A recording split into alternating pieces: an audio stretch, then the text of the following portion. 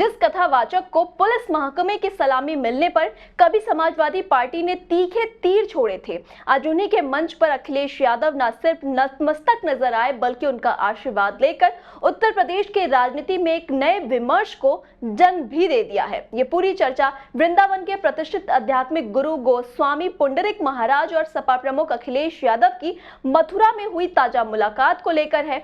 दरअसल अखिलेश यादव मथुरा में आयोजित एक धार्मिक कार्यक्रम में पहुंचे, जहां उन्होंने पुंडरीक महाराज की कथा सुनी और उनसे मुलाकात भी की। इस दौरान अखिलेश ने कहा कि वो सबसे पहले स्वामी जी का आशीर्वाद लेने आए हैं, क्योंकि संत ही हमारी धार्मिक परंपराओं को आगे बढ़ाते हैं। इसी मंच से उन्होंने सत्ता पक्ष पर भी निशाना साधते हुए कहा कि जो लोग जिम्मेदार पदों पर बैठे हैं वे भारतीय परंपराओं का पालन नहीं कर रहे हैं। अखिलेश का यह बदला हुआ और नरम अंदाज इसलिए भी चौंका रहा है क्योंकि कुछ ही समय पहले दिसंबर 2025 में अखिलेश यादव का रुख पुंडरीक महाराज के एक कार्यक्रम को लेकर बेहद तल्ख था।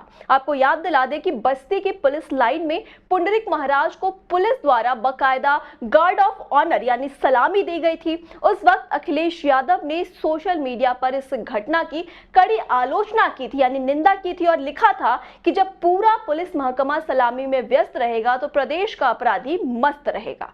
उन्होंने तब आरोप लगाया था कि सत्ता के राज में अपराध रोकने की बजाय सलाम सलाम खेला जा रहा है। हालांकि तब पुलिस की तरफ से यह सफाई आई थी कि पुलिसकर्मियों का मानसिक तनाव और डिप्रेशन दूर करने के लिए महाराज जी को आमंत्रित किया गया था। उस वक्त जिस तरह से इस मुद्दे को उछाला गया था उसे देखते हुए अब पुंडरीक महाराज के मंच पर अखिलेश यादव की ये मौजूदगी उनके सॉफ्ट हिंदुत्व के रुख और बदलती रणनीतियों का साफ संकेत दे रही है।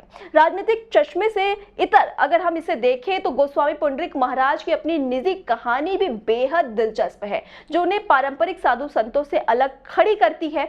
वे अपने परिवार के आचार्य परंपरा के 38वें आचार्य हैं। एक कॉन्वेंट स्कूल में शुरुआती पढ़ाई करने के बाद उन्होंने दिल्ली विश्वविद्यालय से समाजशास्त्र में डिग्री हासिल की और फिर उच्च शिक्षा के लिए ब्रिटेन की प्रतिष्ठित ऑक्सफोर्ड यूनिवर्सिटी चले गए। लेकिन जब वे महज 20 साल के थे तब 38 साल की उम्र में उनके पिता का अचानक निधन हो गया। पिता के साय के उठ जाने के बाद उन्हें इंग्लैंड की पढ़ाई छोड़कर तुरंत भारत लौटना पड़ा।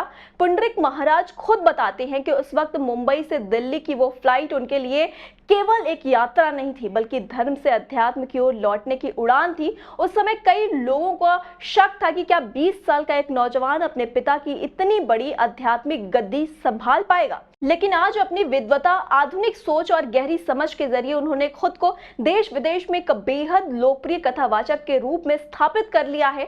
अब जिस तरह से अखिलेश यादव ने पुरानी कड़वाहटों को पीछे छोड़कर उनके दरबार में हाजिरी लगाई है, वो ये साफ बताता है कि सियासत में कब कौन सी दूरियां मिट जाएं और कौन सा नया रास्ता खुल जाए, इसकी भविष्यवाणी करना नामुमकिन है। तमाम खबरों की अपडेट्स के लिए आप जुड़े रहिए आई इंडिया के साथ। खबर आपकी, नजर हमारी, देखते रहिए आई इंडिया।